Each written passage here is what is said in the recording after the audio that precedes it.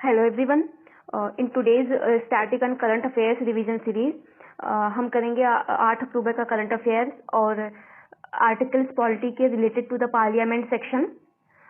कल हमने किया था till 100 article 100 and today we will revise articles from 100 and 2। After that we will do the questions from the current affairs section जो कि PIB और the Hindu से है मोस्टली।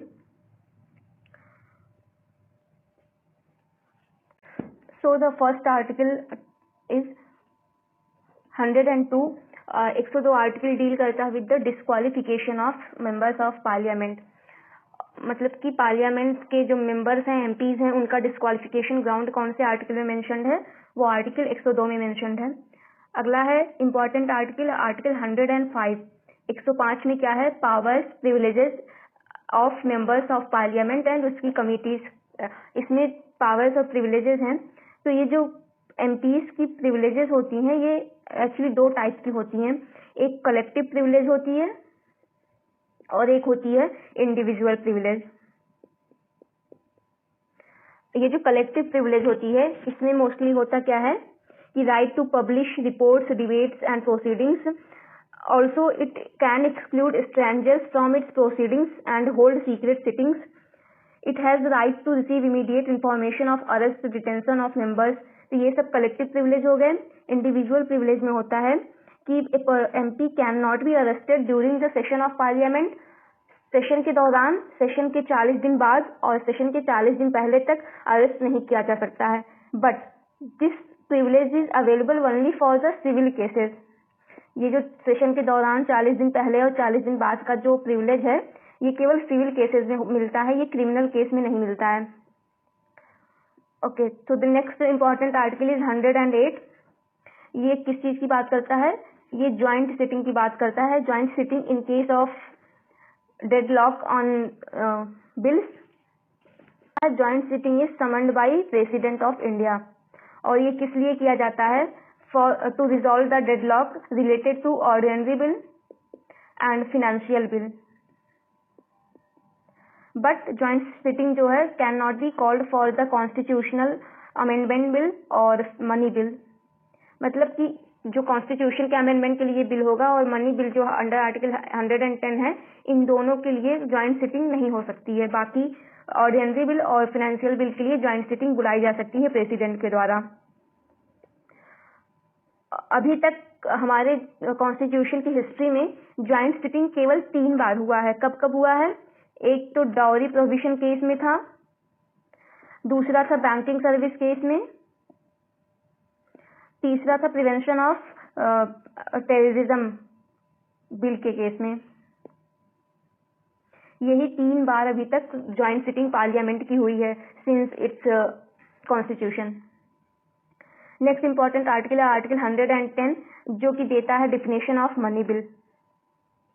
मतलब कि मनी बिल के अंदर कौन कौन से बिल हैं जिनको मनी बिल कहा जा सकता है। Now some points related to money bill. तो मनी बिल इंट्रोड्यूस किया जा सकता है ओनली इन लोकसभा, केवल और केवल लोकसभा में हो सकता है, राज्यसभा में नहीं होगा।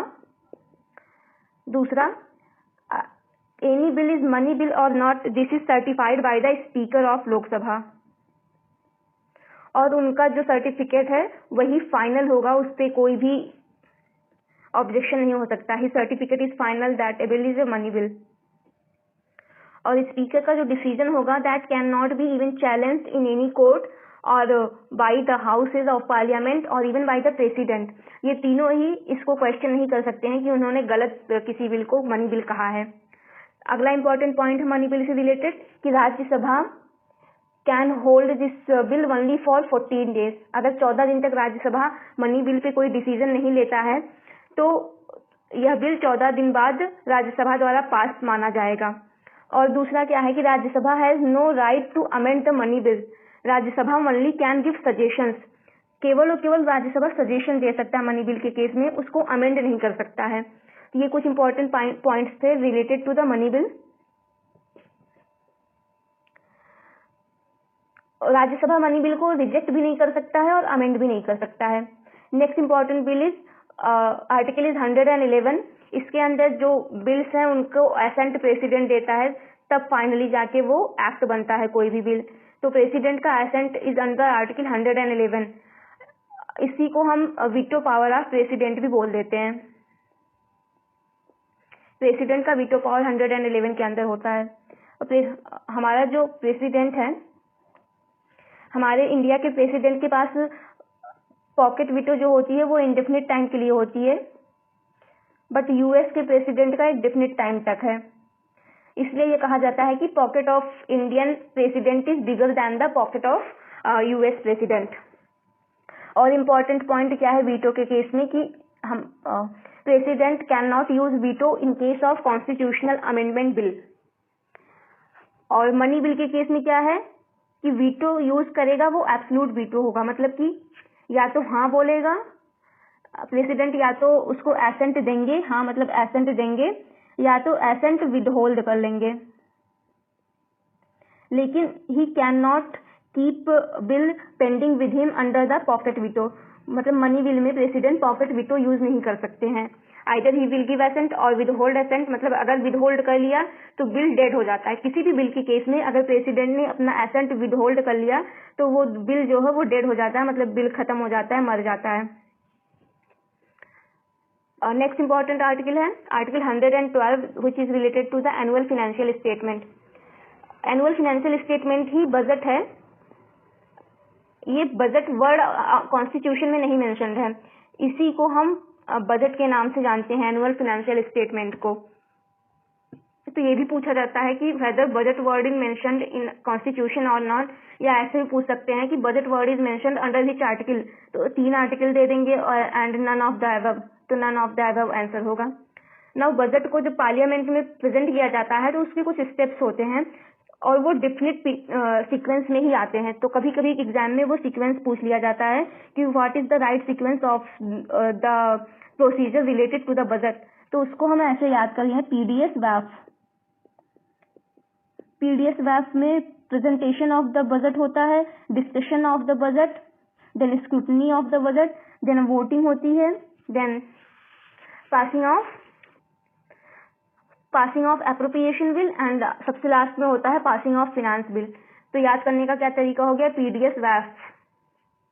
ये 6 इंपॉर्टेंट आर्टिकल से related to the parliament. Now coming to the current affairs section. तो पहला करंट अफेयर है Dakar declaration on climate change is declared by whom. ये जो डकार डिक्लेरेशन आया है क्लाइमेट चेंज से रिलेटेड, ये कौन लेके आया है, तो this is by 46 LDCs। LDCs मतलब लीस्ट डेवलप्ड कंट्रीज। तो ये जो 46 लीस्ट डेवलप्ड कंट्रीज हैं ये डकार डिक्लेरेशन लेके आई हैं, और ये इसका मेन ऑब्जेक्टिव क्या है, to express their expectations from COP28। उनकी जो उम्मीदें हैं अभी होने वाली COP28 से, वो क्या है, उन्होंने इस डिक्लेरेशन में उसको मेंशन किया है।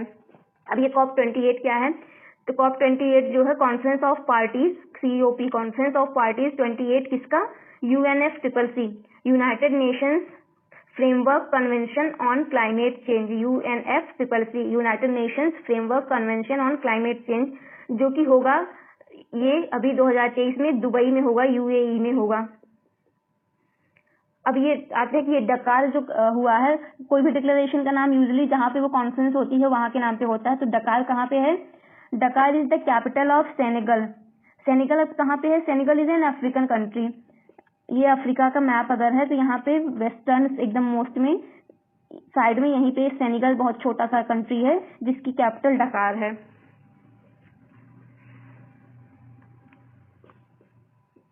Next question, churpi paneer got GI tag from which state. ये जो चुरपी पनीर है इसको GI टैग मिला है अरुणाचल प्रदेश से। इसकी खासियत क्या है कि ये जो है याक के मिल्क से ये पनीर बनता है, ना गाय ना भैंस, ये किसी के मिल्क से नहीं, याक के मिल्क से बनता है। ये बहुत ही प्रोटीन रिच होता है।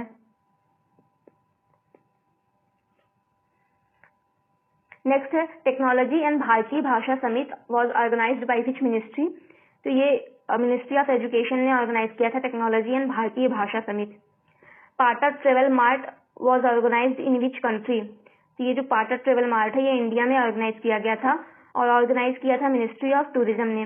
पाटा मतलब Pacific Asia travel association.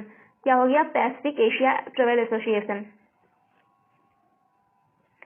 Next है what is GST rate charge by online gaming companies? अभी रिसेंट में मिनिस्ट्री ऑफ फाइनेंस ने डायरेक्शन दिया था ऑनलाइन गेमिंग कंपनीज को to charge goods and services tax on online gaming. तो इन्होंने जो चार्ज किया है 28% चार्ज करना है और ये लागू हुआ है 1 अक्टूबर 2023 से। किस रेट पे? 28% के रेट पे। Kiran Baliyan brought first medal in which game in 72 years at Asian games? 72 साल में पहली बार एक मेडल आया है कौन से गेम में? शॉर्ट पुट गेम का नाम है और ये किरण बलियान लेके आई हैं। ये जो एशियन गेम्स है वो कहाँ हो रहा है? चाइना में हो रहा है। इसका होस्ट चाइना है। नेक्स्ट क्वेश्चन है, India first high tech sports training centre for disabled person was inaugurated in which state? ये अभी 2-3 दिन पहले इनॉग्रेट हुआ है ग्वालियर में, मध्य प्रदेश के ग्वालियर में। ये first university high tech centre है इसलिए इम्पोर्टेंट हो जाता है और इसका नाम अटल बिहारी वाजपेयी जी के नाम पे है, Atal Bihari training centre. Mohammed Muizzu elected as president of which country? Mohammed Muizzu को किस कंट्री का प्रेसिडेंट चुना गया है रिसेंटली? वो मालदीव्स के प्रेसिडेंट चुने गए हैं। Next question is, Rohan and Rutuja won gold medal in which sport at recent ASEAN games? तो अभी आसियान गेम्स में इन दोनों ने टेनिस के मिक्स्ड डबल्स में गोल्ड मेडल जीता है। Who got international Booker prize 2023? ये मिला है जॉर्जी गॉस्पिडिनर को इनकी बुक टाइम शेल्टर के लिए। 2 क्वेश्चंस हैं। नंबर 1, फर्स्ट की वाटर बजट लाने वाला फर्स्ट स्टेट कौन सा बना है? वाटर बजट लाने वाला फर्स्ट स्टेट कौन सा बना है? दूसरा राइट टू हेल्थ अभी बिल कौन सा स्टेट लेकर आया है? So this was 7th October current affairs along with the revision of important articles. Hope this will be beneficial. Thank you so much.